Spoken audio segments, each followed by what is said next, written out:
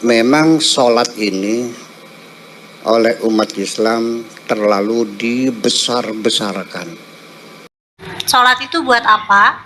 Terus bacaannya pakai bahasa Arab, yang mana kita belajar bahasa Arab itu kan nggak praktis ya, itu kan bukan bahasa kita sehari-hari gitu. Dan kita juga tidak terekspos pop culture yang berbahasa Arab kan. Kalau bahasa Inggris kan banyak nih ya, lagu-lagu bahasa Inggris, film Hollywood bahasa Inggris. Kalau Arab kan selain dari Quran kita nggak ada bahan pembelajaran lain nih. Nah, terus kalaupun misalnya kita paham doa bacaan sholat, apakah memang itu doa-doa yang ingin kita panjatkan ke Tuhan gitu. Jadi kalau aku sih sangat bisa memahami ketika ada orang yang tidak bisa mendapatkan khusyuknya melalui sholat gitu. Jadi mungkin dia ketika sholat nggak khusyuk, tapi ketika ibadah yang dalam bentuk lain, kan ibadah ini abstrak kan, untuk mencari kepuasan spiritual gitu. Bisa jadi dia menemukan kekhusyuannya di tempat lain gitu. Karena sholat itu bisa jadi asing, karena kan masjid kita tuh nuansanya Arab banget kan. Kita pas memasuki waktu sholat ada sholawat dan puji-pujian bahasa Arab, kita belum tentu paham gitu. Dan iqomah bahasa Arab, kemudian kita sholat bahasa Arab, doa setelah sholat bahasa Arab. Agama Islam sebagai budaya, bagian ibadahnya, bagian ritualnya itu kurang menyatu sama kita. Karena kayak aku paham kalau teman-teman ada yang ngerasa asing gitu, merasa ada jarak antara dia dan ritual agamanya, karena ritual agamanya ini sulit dipahami, sulit dimaknai gitu. Ya akhirnya sholat jadi rutinitas kosong. Memang sholat ini oleh umat Islam terlalu dibesar-besarkan. Sepertinya segala-galanya itu sholat. Hadis tentang sholat banyak sekali, tetapi dalam Al-Quran hanya disebut sekali-kali, betul gak? Dan tidak diuraikan berapa rokaat, bacanya apa, sujud seperti enggak ada, hanya aqimus sholat saja.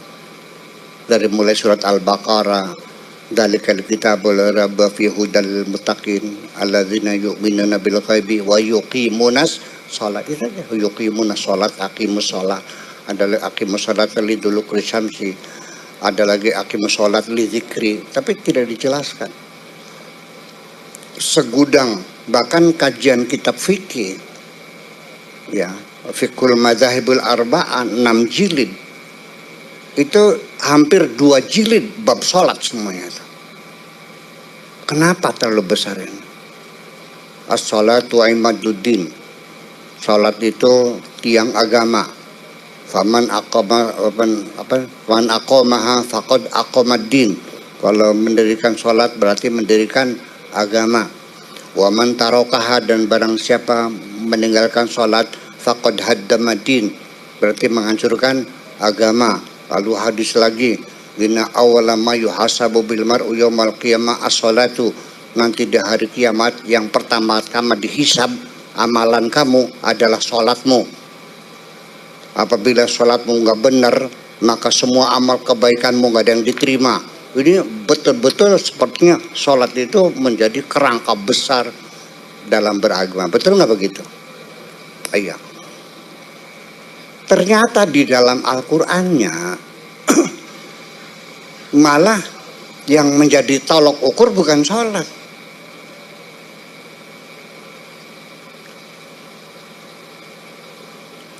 Ara'aital ladzi yukadzibu biddin, tahukah kamu orang yang berdusta dalam agama? Fadzalikal ladzi yad'ul yatim, yang membiarkan anak yatim terlantar. Wala yahuddu ala ta'amil miskin, dan tidak mau ngasih makan orang miskin. Fawailun lil, jadi artinya kalau kamu tidak melihara anak yatim, tidak ngasih orang miskin, sholatmu dibayar dengan well. Kebalik-balik gitu. Sing bener nanti. Hadis apa Quran? Ya wis. Jadi artinya bahwa streamline dalam beragama, menurut Al-Quran, beragama itu lebih mementingkan keadilan sosial dan supremasi hukum daripada ritual-ritual. Ritual ini sebetulnya hanya pelatihan membangun jiwa kita, betul nggak? Dari sholatnya, dari puasanya, zakatnya, hajinya, itu membangun kepedulian sosial. Yuk kita uraikan sebentar. Setiap hari kita berjamaah 5 kali di musola atau di masjid. Setiap blok ada musola, betul nggak? Ketemu 5 hari, terjadi komunikasi yang intensif. Dulu belum ada HP, Pak. Pertemuan fisik langsung. Artinya kondisi yang ada di desa masing-masing, kita tahu siapa yang mati, siapa yang sakit, siapa yang datang, siapa yang pergi. Tahu semua kan? Karena tiap hari ketemu. Salaman tiap hari, sehari 5 kali. Betul nggak? Orang seminggu sekali kita rapat satu desa. Jatuhnya hari Jumat. Dikasih pengarahan. Pidato pertama itu menyampaikan laporan pembangunan minggu yang kemarin. Pidato yang kedua menyampaikan usulan-usulan pembangunan yang akan datang. Ternyata masih banyak dulu, sekarang udah berubah. Dulu khotbah harus pakai bahasa Arab. Sampai sekarang masih ada. Di masjid sini pakai bahasa Arab, bahasa Indonesia. Bahasa Jawa, ya wis bagus.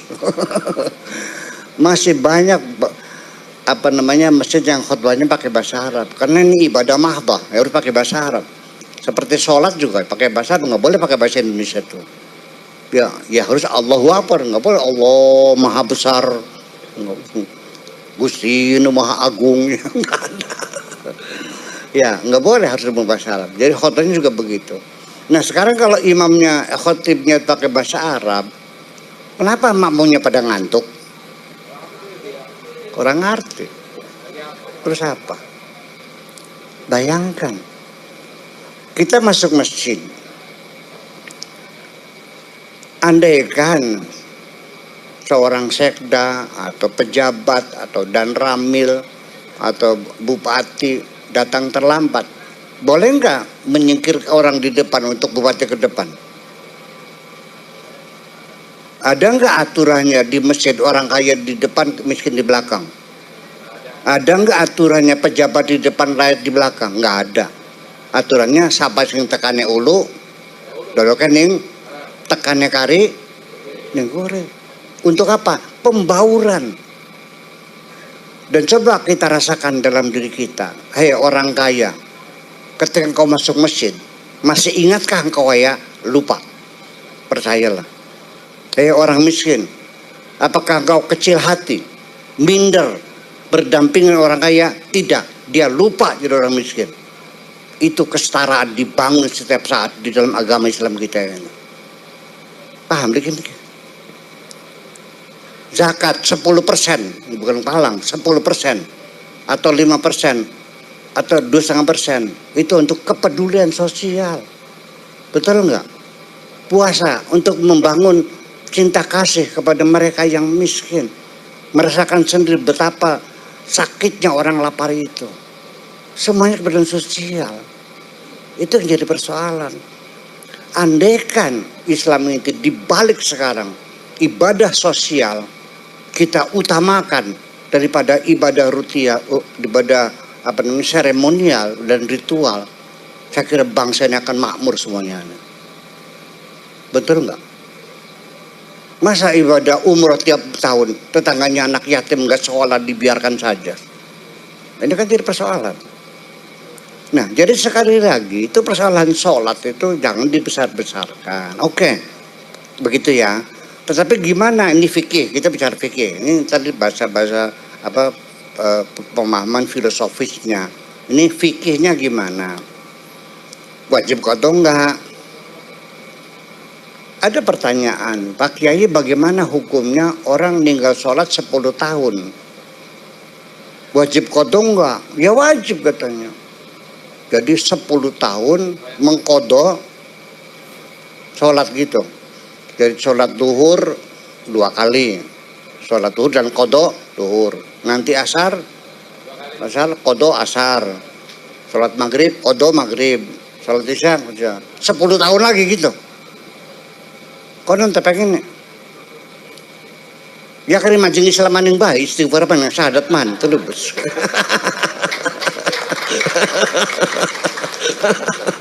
Terus gimana? Mikir tuh nggak cerdas.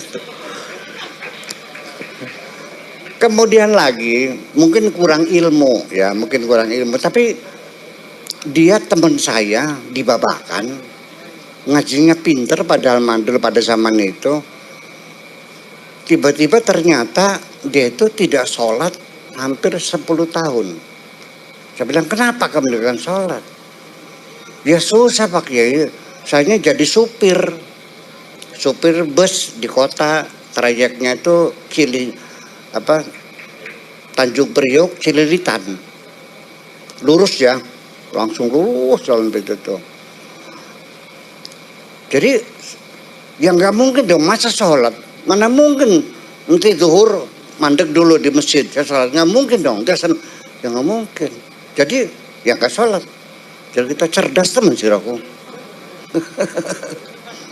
Begini caranya. Jam berapa kamu ngambil busnya? Jam 1. Sampai jam berapa? Sampai jam 10. Jam 10 itu masuk depot, taruh bus, dia pulang. Ya sudah. Sebelum kamu ngambil mobil bus, sholat duhur dulu, oke? Terus asarnya di jamaah takdim, ya awas. Kalau jamaah takdim itu asarnya takdim berarti sholatnya duhur dulu. Yang punya waktu kan duhur, jadi asarnya ditarik ke waktu duhur, namanya jamaah takdim.